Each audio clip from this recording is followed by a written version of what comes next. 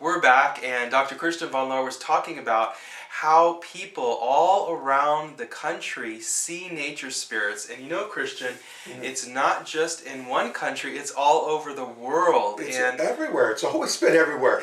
That's true. You know, it has always been everywhere because the Native American, or Native Indians, I should say, of all the different countries, sometimes they're called Aboriginals, like in Australia, the people of Hawaii, the people of all different... Think of Africa, Egypt, Scandinavia, of course. Definitely Scandinavia. Even the Orient, the Eskimos. Every one of these civilizations, and there is no exception. I did a doctorate on this, by the way.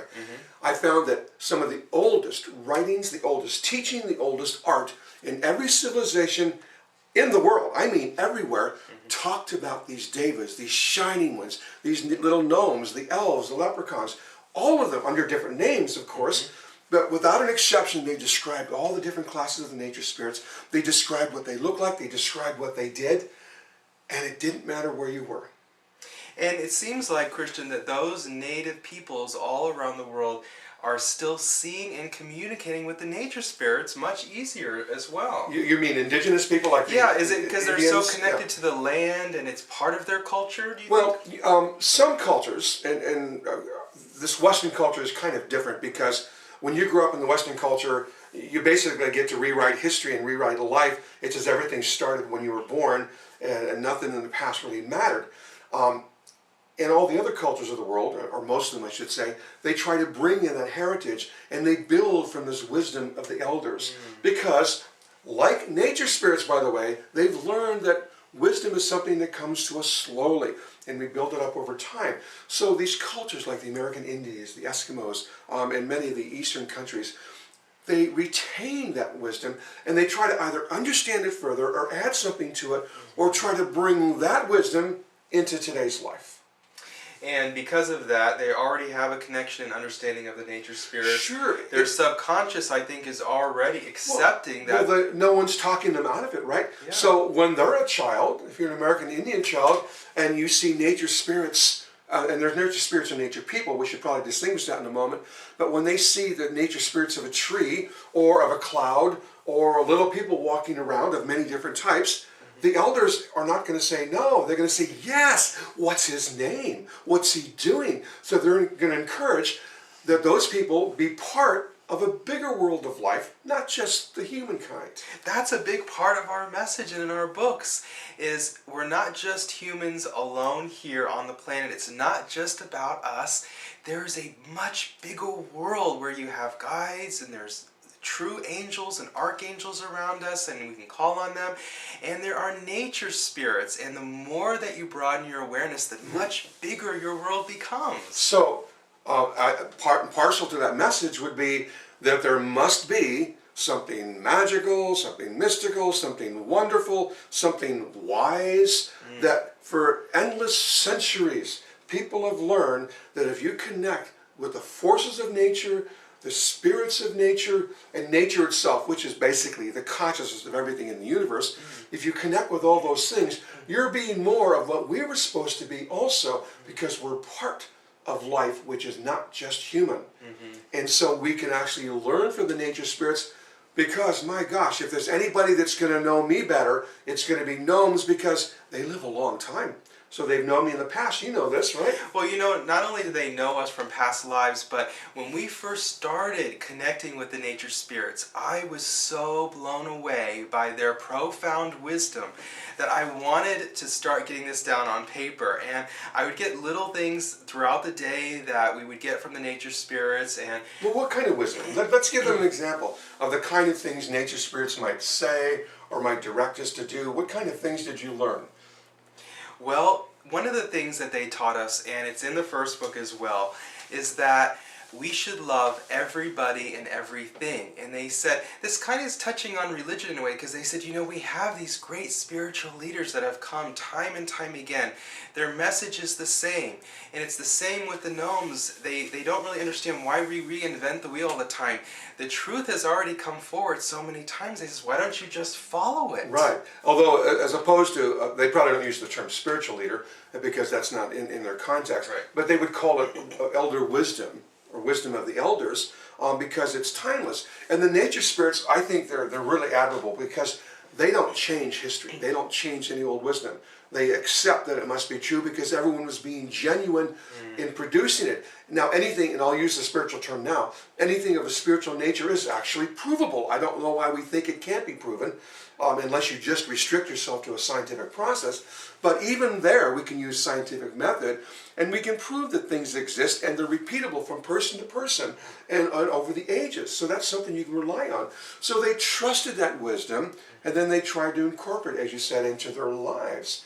Now, they tell us the most interesting things, all sorts of subjects. For example, here's a story. We were up in the mountains, up in the cabin where we go sometimes during the summer to write some of these books. And, you know, up there people get sort of careless and lazy, and they're throwing Coke cans and things out the window. And one of the nature people says, how come when the guys keep throwing the cans out the window, we catch them and we throw them back, and they don't take them? Now, that sounds a little strange, but metal is very valuable to the nature spirits, okay? They're mineral people, basically. So they're here to start that mineral kingdom. So the iron and the copper and the aluminum and the gold and the silver, all of it, they had a part in making. That's part of their purpose. So when you guys are throwing those cans out to them, they go, oh, thank you very much, but we have plenty. Here's some for you.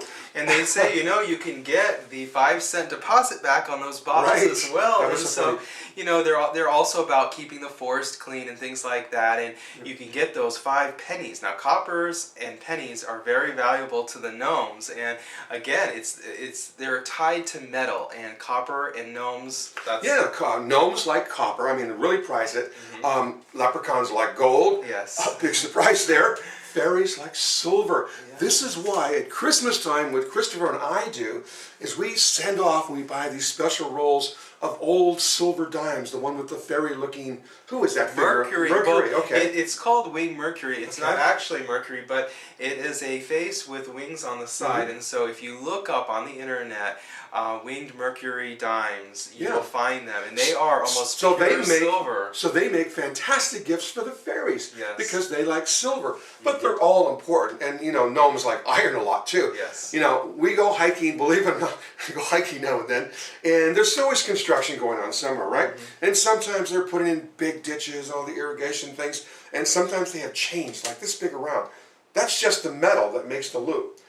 If you're walking with a group of gnomes, they're going to stop. It's like, whoa. Can we get that? Yeah, and you'll see them trying to tug those 52-ton chains and all that metal because that's ready to go, you know, and they want to sort of stockpile that because it saves them a lot of work. That, you know, the stories of where they're working in the mines, okay? Yes. It isn't just the gems. I mean, they're after the metals, the gold, the silver, everything that we consider metal, because to be human, we need those minerals. The plants need the minerals. The animals need the minerals. So not only do they make them, and it starts down there, they have to help bring them back up to the surface. Now, when they're taking these big iron chains, are they taking the etheric counterpart of it?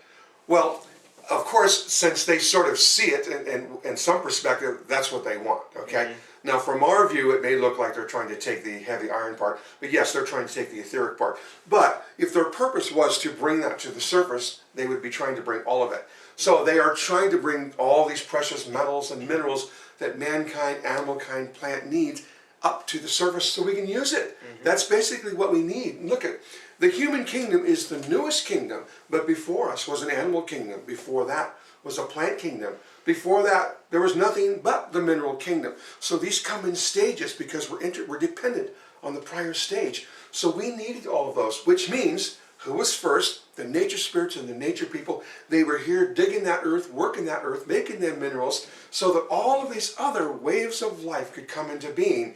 And so we have a lot to thank them for. And you know what? They're still here because when we're finally done using all those precious metals and minerals and enjoying life and doing what humans do over the eons, we'll be done with the physical plane and we'll be off to some lighter state. Isn't that what 2012 is about? Yeah, as we become lighter beings, the nature spirits are actually becoming denser.